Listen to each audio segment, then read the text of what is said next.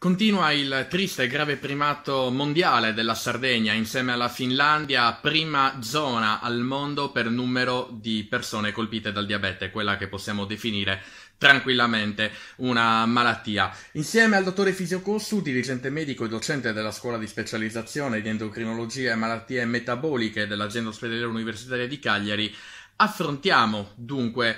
il problema, la questione, numero di diabetici in continuo aumento nell'isola. Sì, purtroppo sì, è sicuramente uno degli aspetti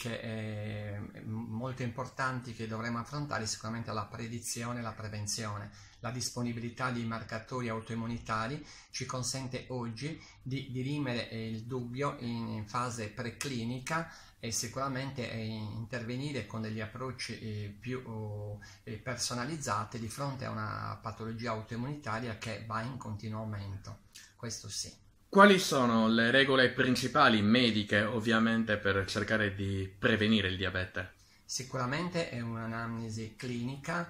l'esame obiettivo, il dosaggio di alcuni marcatori metabolici come la glicemia, da ciò l'eventuale valutazione il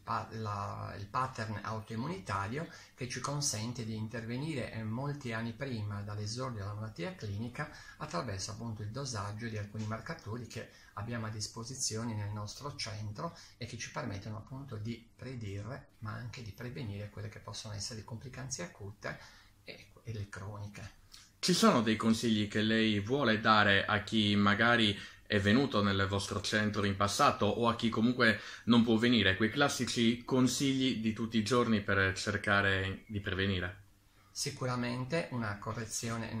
dello stile di vita, il sovrappeso soprattutto per la popolazione più giovane, perché vediamo un continuo incremento del diabete di tipo 2 nell'età infanto-giovanile, e sicuramente poi la valutazione nutrizionale con delle correzioni dello stile di vita alimentare e quello di